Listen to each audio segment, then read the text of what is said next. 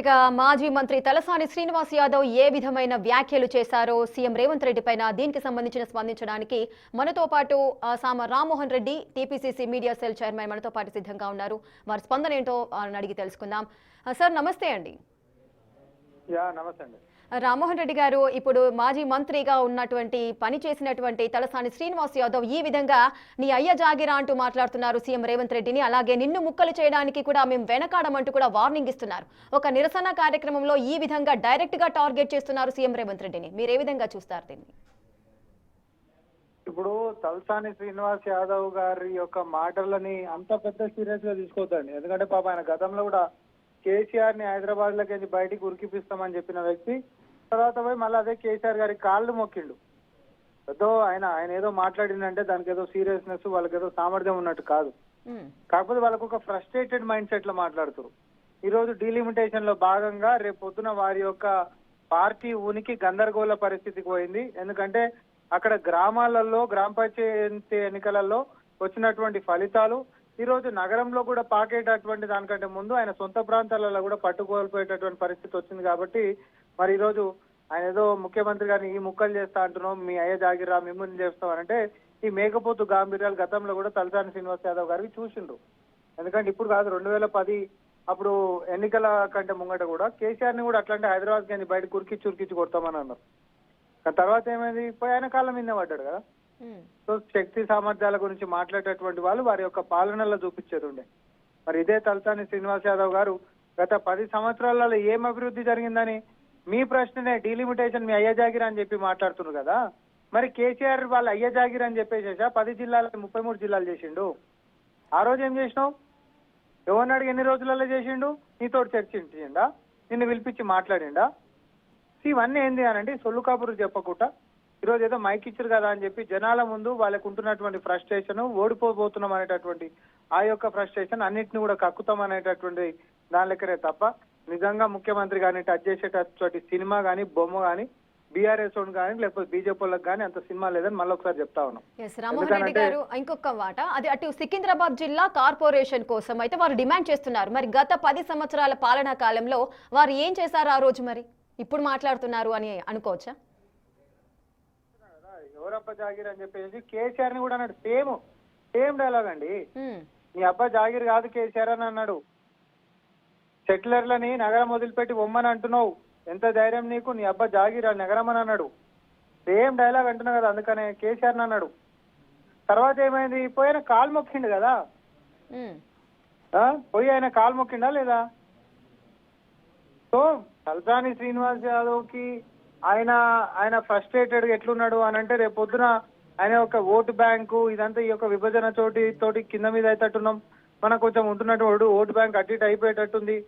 రానున్నటువంటి భవిష్యత్తులో మన ఉనికే ప్రశ్నార్థకంగా మారబోతుంది అనేటటువంటి ఒక అసూయని కక్కుతా ఉన్నాడు. కానీ నేను మళ్ళొకసారి కూడా బిగ్ టీవీ ముఖంగా ప్రజలందరికీ కూడా చెప్తా ఉన్నాం, ఈరోజు అహింసా మార్గాన్ని ఎంచుకొని అభివృద్ధి పదంలో నడుస్తున్నటువంటి రేవంత్ రెడ్డి గారికి 4 కోట్ల మంది తెలంగాణ ప్రజలు వెనకాల నిలబడ్డారు.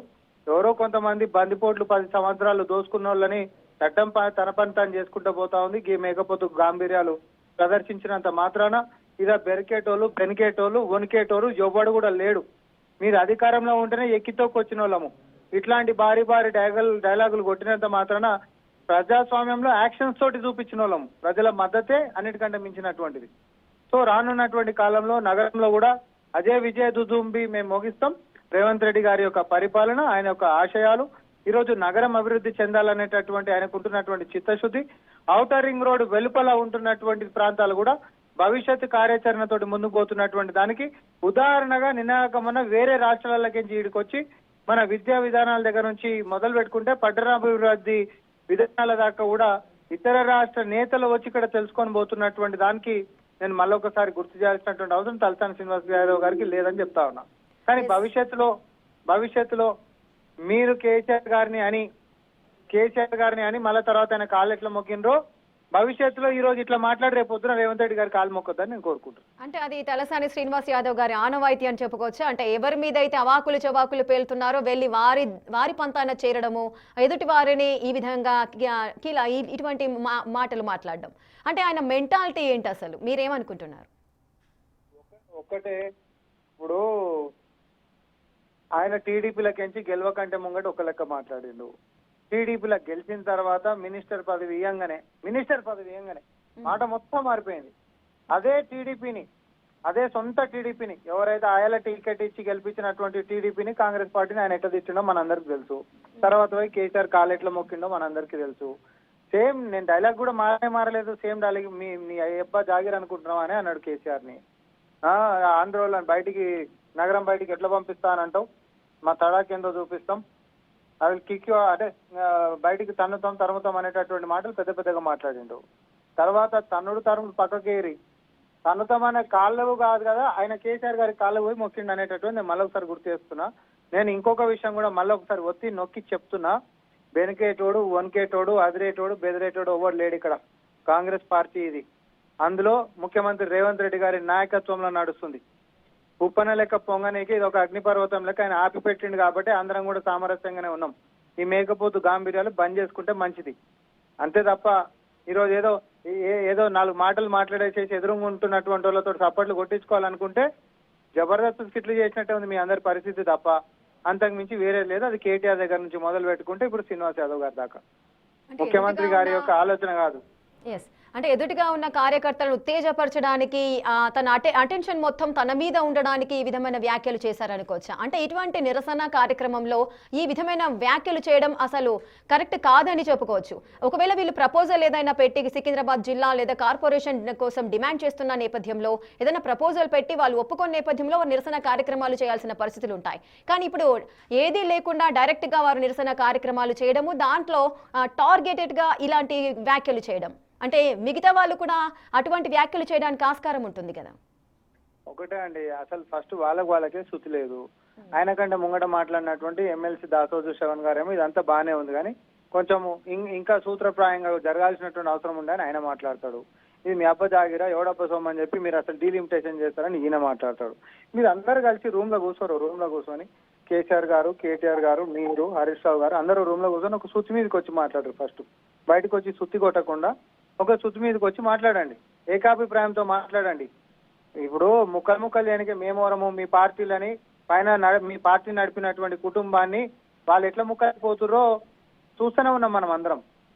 తెలంగాణకి చేసినటువంటి ద్రోహానికి ఆ భగవంతుడే వాళ్ళకి శిక్షిస్తుండు. ఆ భగవంతుడి యొక్క శిక్షతోటి ఈరోజు వాళ్ళు ముక్కలు అవుతారు. వీళ్ళేంది మమ్మల్ని ముక్కలు చేసేది. మమ్మల్ని ప్రజలందరూ కూడా ఐకమత్యంతో ముందుకు పెట్టి మాకేం అధికారాన్ని చెప్తే వాళ్ళు చేసినటువంటి పాపాలకి ఆ యొక్క కుటుంబం దగ్గర నుంచి మొదలు పెట్టుకుంటే వారి యొక్క పార్టీ మన కేటీఆర్ ఖమ్మం పోతే కూడా ఆ పార్టీ మొత్తం ముక్కలు అయిపోయి హైదరాబాద్కి వచ్చి ముఖ్యమంత్రి గారి దగ్గర చేరినటువంటి దాకా ఈరోజు వాళ్ళు మాట్లాడే పరిస్థితి ఉందా? భవిష్యత్తు ఉనికి లేని పరిస్థితి వచ్చింది కాబట్టి ఈరోజు పాపం ఆ ఫ్రస్ట్రేటెడ్ మైండ్ సెట్ తోటి మాట్లాడుతున్నారు.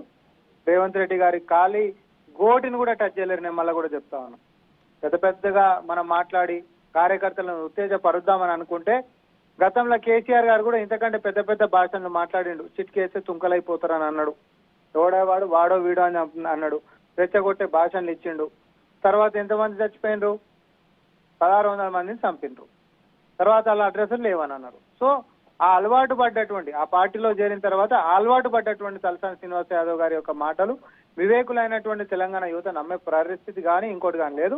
ఎందుకంటే ఆయన అజ్ఞానంలో మాట్లాడుతున్న ఆయన తెలుసుకోవాల్సింది ఏంటంటే నీ ఎదురుంగున్నటువంటి యువతనే రేవంత్ రెడ్డి గారికి ఒక షీల్డ్ లెక్కుంటారు. అది కూడా మీరు గుర్తుపెట్టుకోవాలి.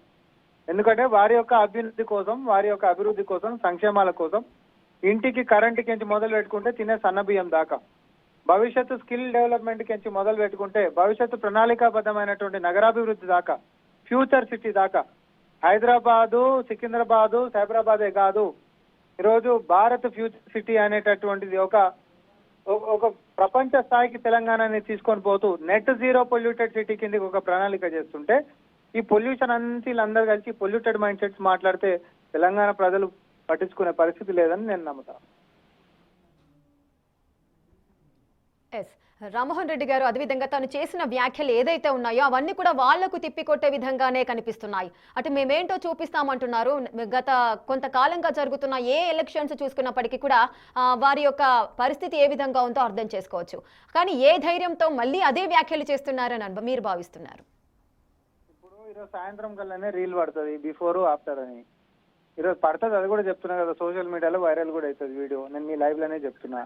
తలసాని శ్రీనివాస్ యాదవ్ గారు కేసీఆర్ని ఎట్లా తిట్టిండు, తర్వాత ఆయన కాళ్ళు ఎట్లా మొక్కిండు, మొక్కిన బొమ్మ పడుతుంది, తిట్టిన వీడియో పడుతుంది. ఈ రోజు కూడా డైలాగులు ఎట్లా వెళ్తున్నాడు, సేమ్ టు సేమ్ స్టోరీ. కానీ భవిష్యత్తులో కాంగ్రెస్ పార్టీకి వచ్చి ముఖ్యమంత్రి గారి యొక్క కాలు మొక్కొద్దని అయితే కోరుకుంటున్నాం. మొక్కే పరిస్థితి రావద్దని కోరుకుంటున్నాం. మొక్కొద్దని మేము ఎందుకంటే మొక్కే పరిస్థితి రావద్దని మేము కోరుకుంటున్నాం. ఎందుకంటే గతంలో కూడా ఇట్లా జరిగిందని నేను అంటా ఉన్నా. వాళ్ళ పార్టీ పరిస్థితి బాగాలేదండి. గ్రామాలలో కూడా వాళ్ళు ఎట్లా ఓడిపోయారో మనం చూసినాం. తర్వాత జూబ్లీహిల్స్ రెఫరెండం అని చెప్పి పెద్ద పెద్దగా మాట్లాడిండ్రు, పొంకనాలకు పోయారు. ఇక రర్రి చూసుకుందాం, మీ పాలనకో మా యొక్క ప్రతిపక్షం యొక్క సామర్థ్యానికో తేటతెల్లం అయిపోతుంది, రిఫరెండం ఇది అని మాట్లాడిండు. ఎవడన్నా మాట మీద నిలబడేటోడు ఉండ దాంట్లో. ఒక మాట అంటే మాట మీద నిలబడేటోళ్ళు రా, లేకపోతే మాట ఇస్తే నిలబడేటువంటి చరిత్ర గిట్ట వాళ్ళకుందా? ఏం లేనటువంటి వాళ్ళు, అతి శుతి లేనటువంటి వాళ్ళు మాట్లాడితే మనకు అన్నిటికీ దానికి కూడా అంతగా అవసరం లేదని అంటున్నా. పాప అలవాటు పడ్డోడు కాబట్టి అట్లా మాట్లాడినట్టున్నాయి. ఎస్, అలాగే అంటే డీలిమిటేషన్ కి సంబంధించి లేదా సికింద్రాబాద్ జిల్లాను ముక్కలు చేసే ప్రపోజల్స్ అసలు కాంగ్రెస్ దగ్గర ఏదైనా ఉన్నాయా?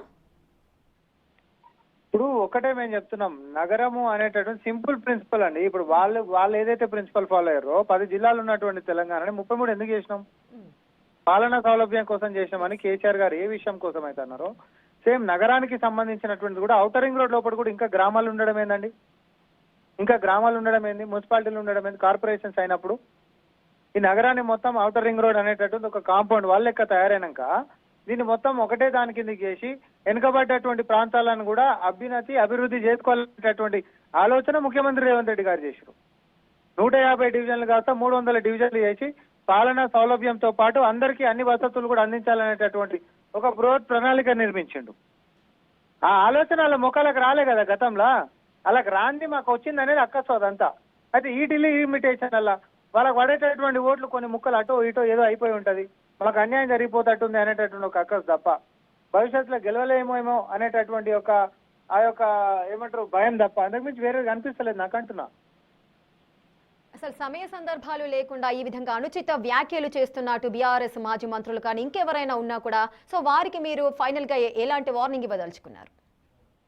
జైళ్ళకి బయటికి వచ్చి మీసం మెలేసి నిన్ను దింపుతా అనేటటువంటి ఒక మొగతనంతో మాట్లాడిన రేవంత్ రెడ్డి గారు దింపి చూపించి మాటలు నిలబెట్టుకొని ముఖ్యమంత్రి అయింది రాష్ట్రానికి.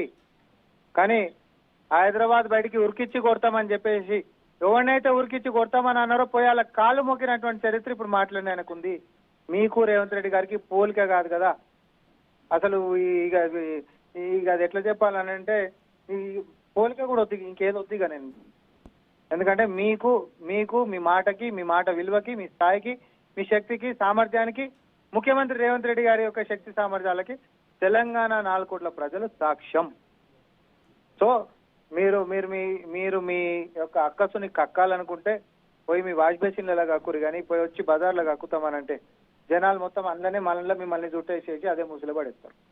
Right, thank you Rammohan Reddy garu, మీ స్పందన మాకు తెలియజేసినందుకు thank you so much. Right, చూస్తున్నారు కదా మాజీ మంత్రి తలసాని శ్రీనివాస్ యాదవ్ చేసిన వ్యాఖ్యలు ఏ విధంగా ఉన్నాయి. ప్రతి ఒక్క వ్యాఖ్యను కూడా మనం చూసుకున్నట్లయితే నీ అయ్య జాగిరా అంటూ కూడా మాట్లాడుతున్నారు. అలాగే నిన్ను కూడా సికింద్రాబాద్ ను ఒకవేళ ముక్కలు చేయాల్సిన పరిస్థితి వస్తే నిన్ను కూడా మేము ముక్కలు చేయడానికి వెనకాడం అంటూ కూడా ఆయన వార్నింగ్ ఇస్తున్న సందర్భాలను దానికి సంబంధించి అటు సామ రామ్మోహన్ రెడ్డి గారు కూడా ఆయన స్పందన తెలియజేశారు. ఆయన ఏ విధమైన వ్యాఖ్యలు చేస్తున్నారో గతంలో కూడా మాజీ సీఎం గా పనిచేసినటువంటి కేసీఆర్ పైన కూడా అదే విధమైన వ్యాఖ్యలు చేసి మళ్ళీ వెళ్ళి ఆయన కాళ్ల పైన పడ్డ చరిత్ర తలసాని శ్రీనివాస్ యాదవ్ గారికి ఉంది.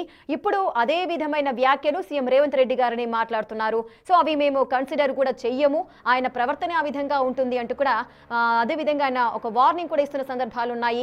ఇటువంటి అవాకులు చవాకులు పేలితే కరెక్ట్ గా ఉండదు అంటూ కూడా ఆయన వార్నింగ్ ఇచ్చిన సందర్భాలు కూడా నెలకొంటున్నాయి.